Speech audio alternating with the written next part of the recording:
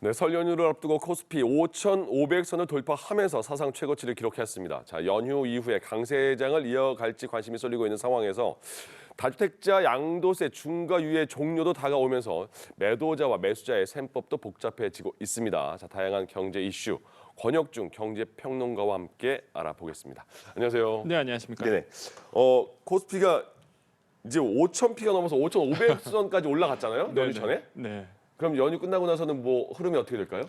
이제 반도체 랠리가 계속 이어지는 한 코스피 지수는 계속 상향된다라는 예. 것이 이제 시장의 중론입니다. 네. 왜 그러냐면 우리나라의 이제 코스피 지수 중에서 반도체 업황이 차지하는 게 거의 비중이 30%가 넘어가거든요. 예. 그러니까 삼성전자, SK하이닉스가 계속 오르게 된다 그러면 코스피 지수는 계속 올라갈 수밖에 없습니다. 물론 착시 효과는 좀 있겠죠. 예. 오르는 것만 오르는 네. 내 주가는 내 종목은 그렇게 많이 오르지 않는 예. 이런 뭐 효과는 있을 수 있어도 그래도 코스피 지수 상승은 계속 이어질 수 있다. 그래서 시장에서는 구조적 레벨업 단계다라고 지금 보고 있는데요. 예. 일단 해외 보고서를 본다 그러면 6,000피까지 갈 수 있다는 보고서들이 계속 나오고 있습니다. 네. 어떤 뭐 해외 IB 같은 경우에는 뭐 7,000선까지 얘기하고 있으니까 예. 그 정도로 이제 긍정적으로 보고 있는 추세가 많고 이제 두 번째로 보면은 이제는 선행 EPS, 그러니까 주당 순이라고 얘기하는데 이게 한 30%더 상향 조정되고 있거든요. 예. 그러니까 계속적으로 우리나라의 기업들의 이익이 계속적으로 추정치가 높아지고 있다라는 게 이게 하나의 또 요인이기도 합니다. 예. 역시나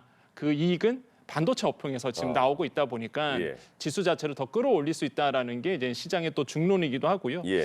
이제 다만 그런 건 있습니다. 이제 너무 많이 올랐거든요. 지금 이제 코스피가 한 달 사이에 16% 상승했고 1년 전 대비해서 본다 그러면 110%를 상승했습니다. 예. 그러니까 사실 1년 이맘때 삼성전자나 SK하이닉스 이런 종목을 갖고 있다 그러면 예. 뭐 기록적인 상승률을 기록을 했겠죠. 아마 오늘 이제 설날입니다. 그래서 많은 분들이 설날 덕담 나눴을 때, 또 네. 얘기 나눴을 때, 과거에는 이제 부동산 얘기가 주를 이뤘다 그러면 예. 아마 오늘은 삼전이나 SK하이닉스 갖고 있니? 예, 이렇게 얼마 벌었어? 뭐 이런 얘기를 많이 나눴을 것 같아요. 예. 그 정도로 많이 올랐거든요. 그러니까 밸류가 부담스럽다는 거죠. 그래서 아마 설 명절 끝나고 차익 실현 매물이 어느 정도 나올 수도 있다라는 얘기도 나오지만 예. 그래도 구조적으로 설 명절 끝나더라도 우상향 그래프는 계속적으로 나올 수 있다는 것이 이제 예. 시장의 관측이고요. 다만 시장의 변동은 좀 있습니다. 일단 미국의 이제 고용 지표가 최근에 이제 발표가 됐는데 네. 약간 이게 극과 극이었어요. 사실 처음에 발표됐던 것을 본다 그러면 비농업 일자리가 13만 명 증가됐다 이렇게 나왔는데요. 예. 너무 잘 나온 거예요. 시장 예상치보다. 그러니까 이 고용 측면에서 이런 너무 탄탄하다. 뭐 경기가 죽지 않았다. 이렇게 이제 보고 있는 거죠. 그러면 금리 인하 이유가 사라집니다. 예. 그래서 이제 연준에서는 빠르면 7월 금리 인하를 그래서 상반기에는 금리 인하가 없다. 이렇게 이제는 예측을 했는데 그 다음 날 예. 이 소비자 물가 지수 그러니까 CPI 지수가 발표가 됐는데 이때 2.4% 상승 이렇게 나왔거든요. 이거 본다 그러면 물가 상승이 그렇게 높지 않네?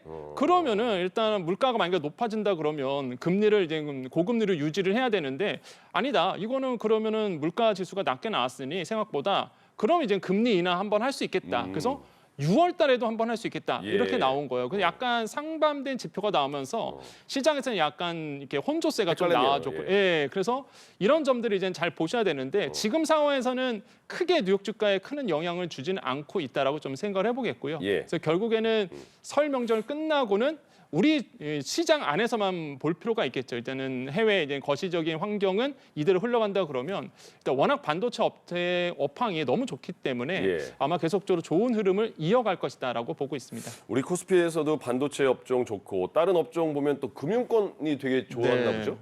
그렇습니다. 실제 이제는 KRX 증권 지수를 본다 그러면 예. 1월 한 달 동안에 40% 상승을 했고요. 2월 들어와서 24%대 이제 상승을 했거든요. 그러니까 워낙 좋았어요. 예.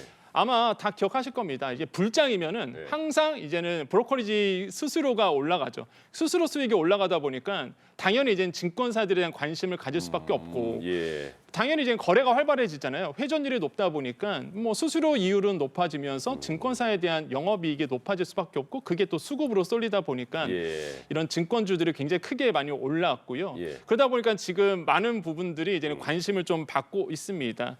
그다음에 대기 자금도 충분해요. 이게 지금 예탁금 같은 경우가 95조 원이 넘어섰고 예. 신용융자 잔고도 31조 원이 넘어섰습니다. 그러니까 이게 총알이 지금 탄탄하다는 거죠. 계속적으로 시장에 들어올 자금들이 있다 보니 야 그러면 증권사들의 이제 수수료 이익은 더더욱 커질 수밖에 없다. 그래서 선행적으로 먼저 투자하신 분들이 굉장히 많고 예. 그러다 보니까 이런 금융주 중에서도 증권사에 대한 주가가 계속적으로 오르고 있는 추세입니다. 또 하나가 이제 많은 분들이 보셔야 되는 게 비슷하게 많이 뜨고 있는 게 건설주입니다. 예. 건설에 대한 KLX 건설 지수가 한 달 사이에 40% 넘게 뛰었거든요. 그러니까 이것도 비슷한 이제 이야기인데 한데 지금의 시장을 이끄는 것은 AI죠. 예. AI에 대해서 그러면 막대한 전력을 어떻게 해갈 것이냐? 본다 그러면 이제 원전입니다. 예. 야, 그러면 원전은 누가 만들지? 우리나라 건설 업계네. 이렇게 이제는 맥락이 가는 거죠. 네. 근데 이런 내러티브가 살아있다 보니까 서사가 살아있는 거예요. 이야기가 있다 보니까 많은 분들이 야 그럼 건설에 대한 이런 원전 테마로 지금 묶였기 때문에 예. 뭐 아파트만 보면 답이 없죠. 한데 이렇게 원전 테마로 좀 묶여 있고 AI 테마로 묶여 있다 보니까 이런 건설주에 대한 상승도 이제는 우리가 눈에는 잘 안 보이지만 크게 예. 올랐습니다. 그래서 이렇게 뭐 반도체만 있지 않는다라는 거 기억하셨으면 좋겠습니다. 그렇군요. 그리고 고액 자산가들 이른바 우리가 흔히 말하는 부자들은 그러면 이런 코스피 좋은 상황에서 그들은 어느 종목에 투자하는가 좀 알려주세요. 네, 그렇습니다. 예. 실제 이제 KB증권에서 최근에 올해 들어와서 9일까지 이런 고액 자산가, 그러니까 예탁금이 한 10억 원이 넘어가신 분들이죠. 네.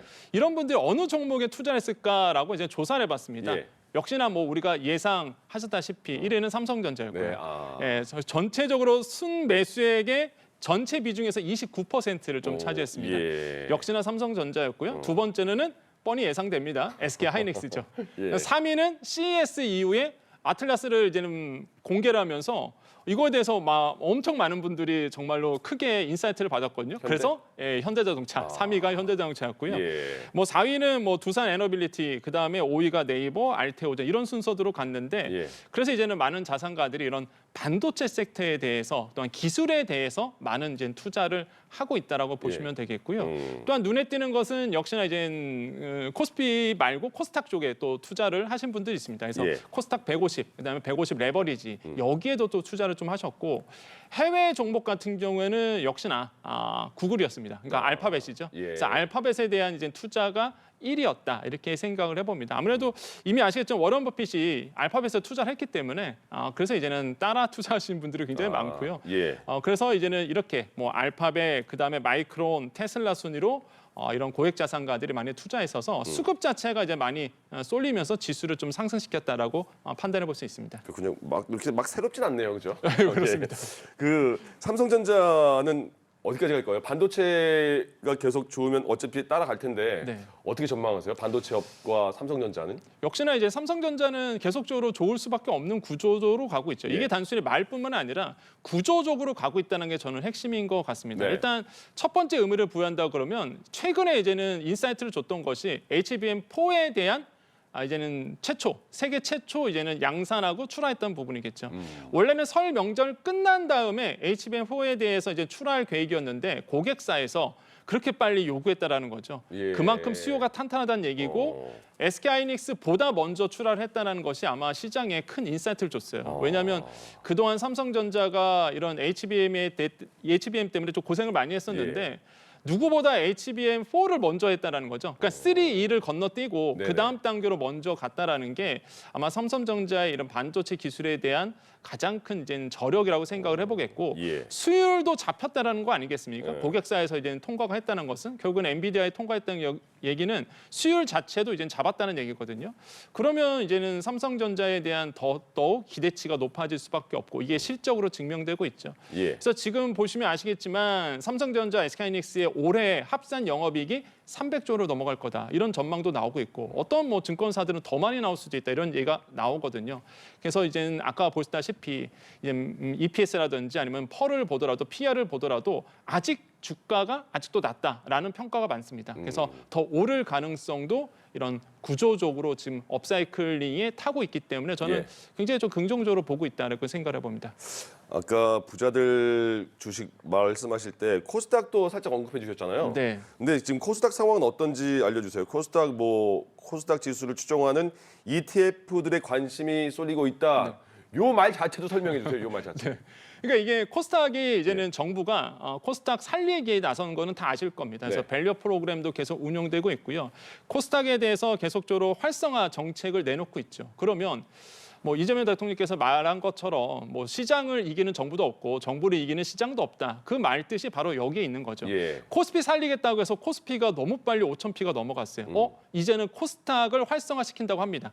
그러니 이제는 포모에 약간 두려우신 분들이 있습니다. 아, 나는 코스피는 못 탔는데, 예. 삼성전자를 못 탔는데, 근데 이제는 코스닥이라고. 그래서 이제는 코스닥 시장에 이제 노크를 하게 되는 거죠. 그런데 문제가 하나가 있습니다. 그동안 코스피만 하다 보니까 네. 코스닥에 어떤 종목이 있는지를 모르겠는 거예요. 예. 야, 그러니까 그냥 코스닥 150 그냥 ETF 타자. 그냥 한마디로 이제 ETF라는 건 결국에 한 바구니에 좋은 걸 몰아놓은 거거든요. 예. 그래서 지수입니다. 이거 지수 추종 ETF라고 얘기하는데 코스닥 지수를 추종하는 이런 어떤 ETF 상품에 그냥 투자를 그냥 하신 거죠. 그럼 코스닥 움직임에 따라서 그냥 가는 맞습니다. 거예요? 흘러가는 거예요? 지수 종목, 지수 추종이다 보니까 예. 코스닥이 오른다 그러면 당연히 이제 150 종목이 같이 오르게 되거든요.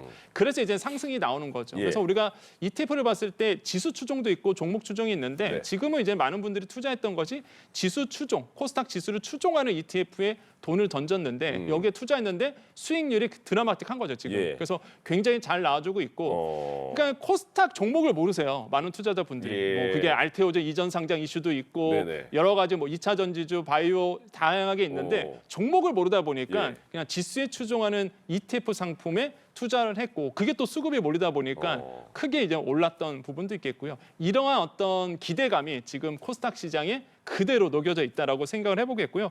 아마 정부가 과연 코스닥 시장을 어떻게 활성화시킬지 그 기대감이 지금 지수를 끌어올리고 있다 이렇게 생각을 해봅니다. 알겠습니다. 설 차례상 준비하는데 막 뭐 4인 가구 기준으로 얼마나 나오잖아요. 근데 네. 보니까 대형마트는 27만 원이고 전통시장 23만 원이다. 작년보다 4% 올랐다. 이게 범정부 보니까 물가 대응 TF도 구성했는데 네. 물가는 지금 어떻게 봐야 되는 거예요? 일단 물가 자체는 소비자 전체적인 물가 지수는 낮습니다. 예. 2% 초반이잖아요. 그리고 1월 달 같은 게 2% 나왔는데 그러니까 굉장히 낮아요. 그런데 네. 문제는 아까도 말씀 주신 것처럼 앵커님이 이제 먹는 물가가 좀 높습니다. 예. 그러다 보니까 설 명절 물가가 전년 대비해서 이제 4% 그러니까 전통 시장이나 대형마트 각각 4% 정도 이제 올랐거든요. 예.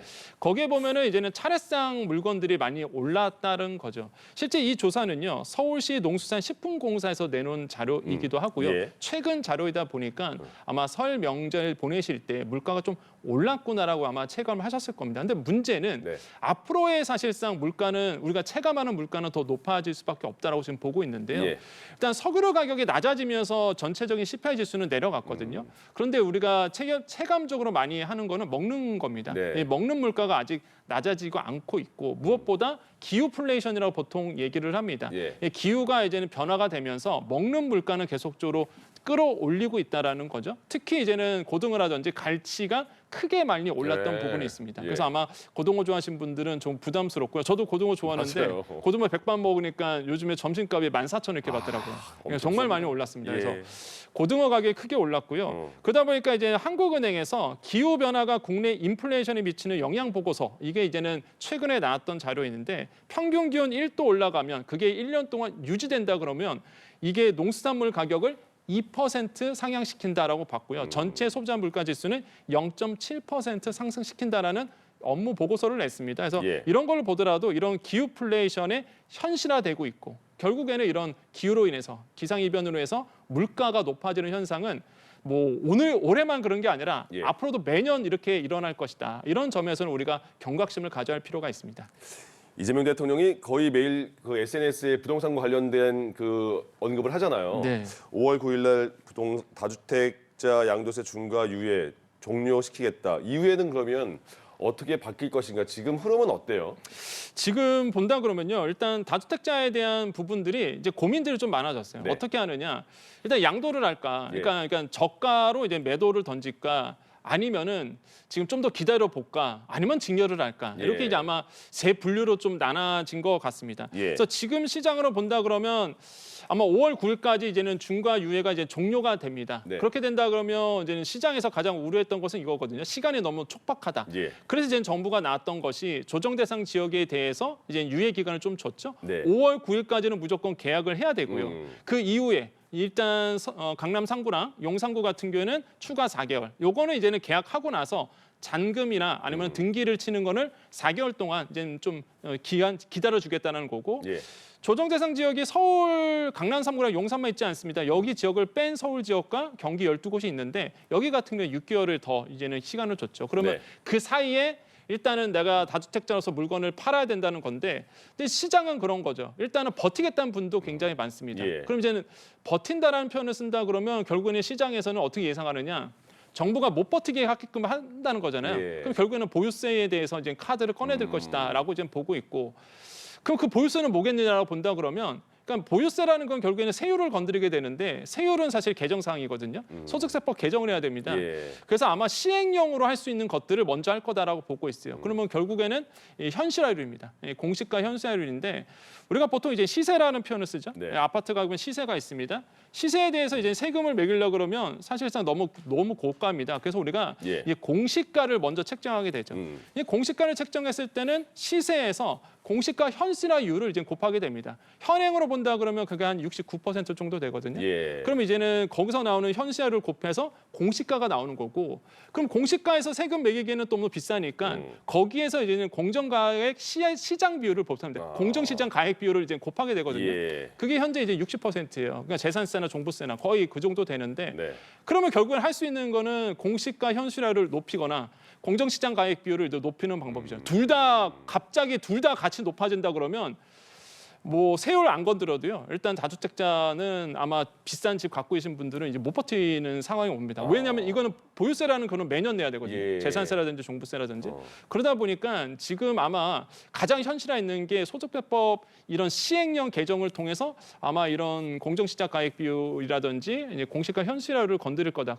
공시가 현실화율이 문재인 정부 때 거의 90%까지 계획되고 있다가 예. 윤석열 정부 들어와서 그걸 낮춘 거거든요. 그러니까 이게 현실화율을 높인다 그러면 엄청난 저는 아마 부담이 될 수도 있다라고 생각을 해봐요. 그래서 예. 결국에는 다주택들은 이거 매도를 해야 되나 버티기에는 되게 부담스러울 것 같고 이런 상황에 지금 좀 놓여져 있는 것 같다라고 생각을 해봅니다. 알겠습니다. 여기까지 듣겠습니다. 권혁중 경제평론가와 함께했습니다. 고맙습니다. 네, 감사합니다. 예.